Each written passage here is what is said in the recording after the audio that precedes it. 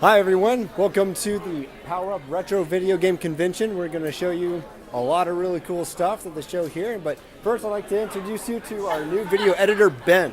Hi guys. Alright, today we're going to show you some really cool stuff. We got a lot of vendors out here today. They're selling a lot of old retro games, things that we haven't played for years, things that we want to get our hands on. Alright guys, let's go have some fun.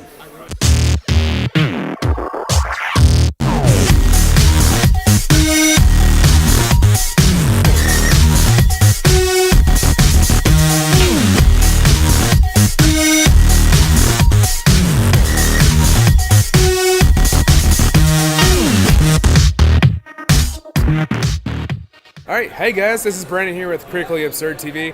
I'm here with Ben, who's running this whole thing.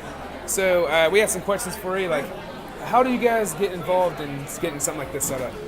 I have been a video game collector for at least a good 10 years or so, and from this area I started finding other collectors, and it's just sort of like domino effect, and I was like, wait, there's a pretty good community here that just collects video games. You know, I'll dip my toe in the water and just sort of see what happens. Okay. So have you guys ever come across any obstacles in trying to get something big like this set up? Surprisingly, no. I think most of it is just finding vendors to come in. I mean, so far, like, most of the vendors here started at the very first year, and so they just keep coming back. Yeah. But did you guys have any troubles, like, or any good things to say about getting the vendors here or anything else like that set up? I mean, they're always very accommodating, and I know a lot of the other vendors will talk to other vendors that they know and sort of spread the word for me. And so, I mean, they help out as much as they can. That's great, that's great. Do you know any numbers by chance of how many people have been here so far? Not today. We usually average around 1,000 or so. That's great, that's great. Do you have any comments or anything to say about how it's been going today or anything like that? I think the rain has helped us a little bit. It's pushed people inside. I think it's been a pretty good day. I think a lot of the vendors have been very successful in sales, and it seems like everybody's enjoying themselves. Awesome. Yeah, it's really packed. We've taken all kinds of videos and interviewed some other people. It's a good event. Good, man. You guys, anytime. I saw you guys did this previously here, right? Yes. This is our 4th year. Okay. Do you guys keep planning on doing like an annual event? Yeah, every year. Awesome. Yeah. We'll be sure to keep doing it. All right, man. It's a good event. I think next year we're going to try the arena. Oh, the big time? Yeah. That's it. If I can get half of it, we'll start there and sort of work to the full arena. Well, you heard it. Next year, big screen. All right. Thanks again. I'm Brandon. This has been Ben. Thanks for running this whole thing. It's been awesome. Thanks for coming. We enjoy having you here. Yeah, anytime, man. Thanks, guys. Okay, this is Brandon again with Critically Absurd TV, and we're here with Master Chief. We're going to ask him some questions. All right, so how did you go about getting this costume? Last year during Halloween, I wanted to go all out, so I ended up buying the Legend Halloween costume and Master Chief, and then... Did you go online to get it, or did you make it somehow yourself? Or? I did go online and get it. Okay. So I'm guessing Halo is one of your favorite genres of video game, you could say. It is one of them, yes. Okay. Now we've been asking some people around here, what is your first video game? My first video game, it'd have to be Super Mario on the NES. Super Mario on the NES. Yeah. Okay. We're gonna do some speed rounds for you. All right. You're gonna just answer right off the bat. PlayStation or Xbox? Xbox. Okay. Marvel, DC? Marvel. Okay. Well said. All right. Can you do a little spin around for us? All right. Good deal. Yeah. We'll make sure he puts some hardcore music on that one, man.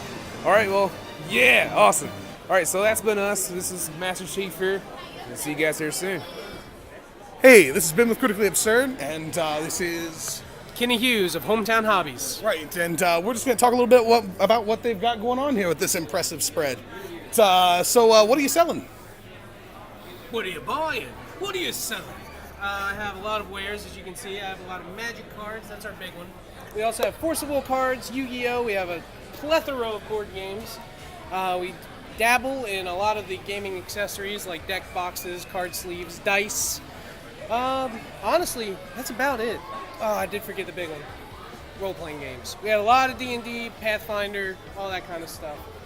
We're mostly a gaming store, so we want to try to have Magic tournaments, Forcible tournaments, Yu-Gi-Oh! Tournaments. Pokemon doesn't really fire off for us, but we like it.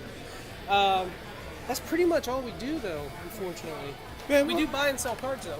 Right. Well, I've actually bought and sold some cards at your store. It's a nice little local place. I enjoy it. Now it's really kind of our only option. It wasn't for a while, but it was always the better option to begin with. Well, I do appreciate you saying that. Okay. But, I played in some of the tournaments, and you'd be surprised how stiff the competition could be for as Yeah, I do hear that we have one of the more difficult competitions in the area. So sometimes it drives away the player base because it is really competitive. A lot of people there spend and have a lot of time invested in their decks. Yeah, that's understandable. But at the same time, you also managed to put up the statement that you can be stiff competition in such a rare place. Like, we're out of the way, and we keep getting these competitions because obviously they keep working. Yeah, it is. It's nice that we in West Virginia get the crowds we get. Honestly, yeah, that's what I'm impressed. It's not a heavily populated area, so getting a decent number for Magic really, really helps. Yeah, and anything that's good for the community, man, is good for all of us. Yeah. So, it's nice to talk to you, and absolutely. thank you for giving us our word. And you have a good day. You too. Hey, Critically Absurd here. This is Brandon. We're here with the Huntington Unplugged Gaming Society. We're going to ask them little questions here about what they're all got going on. They got some card games and everything that's going on here, so we're going to ask them some questions. Yeah. So, how exactly did you guys get started in this business? Well, what was it? 2012 is when we started Jewel City Con, because CharCon's been going up in Charleston for a while. We wanted to have a Huntington version, and so we started with the Jewel City Con in 2012. We had 3 years that we tried to do it on our own. Realized that's not affordable. So then we partnered up with SubasiCon a few years ago, and we've just been kind of like partnering and sistering along with them ever since then. And this year, Power Up found us and went, hey, you want to come to us too? And we're like, basically, get family, friends, people that want to come together and socialize without having an Xbox or PlayStation in front of them. That's awesome. That's good. That's what we kind of like to do, trying to get some people involved and everything. So you guys travel the tri-state, or are you just like local, or? We usually stay local in Huntington, but I'm like, we have gone to Charleston a couple times to help out with things up there. Because we went to CharCon a couple years ago and set up a booth to kind of say, hey, guess what? Huntington's coming up with one too. Okay, so you guys have a location here? You guys have like weekend events or anything like that? No, they keep telling us to. Eventually we'll probably end up opening up our house and saying, come play games. Yeah. I know there's a BGG, WB, they have a Facebook page, and they're out in the Sage area. Now we see some people over here playing some card games and stuff. Can you tell us a little bit about that? What's going on, or is it one game, or? Well, basically, how our system works is we hold an ID. You get to borrow the game for as long as you want to play it. We're here all day, and it gets people experience, kind of get them a little introduced to games where they don't have to buy the game first. So if they see us in a convention somewhere, they can just come play the game. They don't have to actually worry about buying it to play it. Kind of get so that they can bring friends. Because a lot of times you'll have people, hey, I used to play board games when I was younger, and I'm like, they're still here. It's still okay. And we have more adult versions of some of the kid games. Yeah. So they're just doing an assortment of gaming over there. Yeah, it's just different games that they wanted to play. Well, it's been a pleasure talking to you. We'll try to get a little more stuff, and we'll see you later. Thanks. Okay. Yeah. All right, so we just got in a Smash tournament. My lovely fiance and here are fighting each other, so hopefully this won't break us apart already. Yeah. I'm going down. I'm not getting hit again. No. Oh, no! God dang it. So, long story short, we didn't make it in the tournament. This area is extremely competitive. James and Lauren made it to the first round. I got to the second round, which is this right here, final match, and I got my butt handed to me. Dude, wait, watch this. Yeah, there it goes. Yeah. So yeah, the tournament's doing really good. They had a lot of stands set up. They had multiple games going. They had Mario Kart. They had Mario Party. They had just about anything you can think of. They even had VR set up. It was crazy. Lines everywhere. Well, welcome back to Critically Absurd TV. We have three new friends here, just like Star Wars characters. And so for you all, what's your names? My name's Dan. Dan? Mallory. Mallory? And I'm Adam. Nice to meet you. Well, so we saw that you had these really awesome costumes, and so we just want to ask, like, were these costumes that you made yourselves? I ordered mine on Amazon, and because I don't know how to work a sewing machine to save my life. Yeah. When I do competitive cosplays, yes, I do make my own costumes, but for the most part, this is mostly bought from Etsy. Okay. For me, my grandmother and I sewed the robes and the tunic, the boots, belt, and lightsaber are all purchased. Awesome. So what made you all want to choose to be Star Wars characters?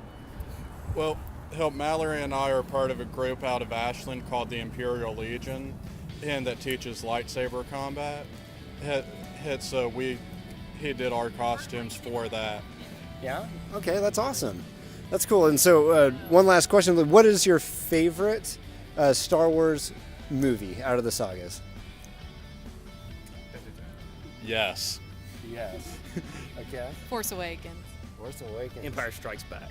Awesome. All good answers.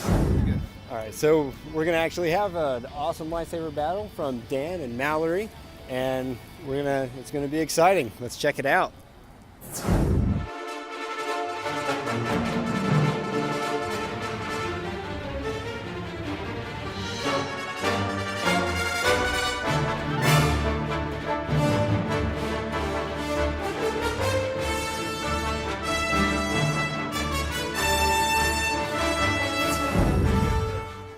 The Imperial Legion is what you would consider a LARPing group, a live-action role-playing group.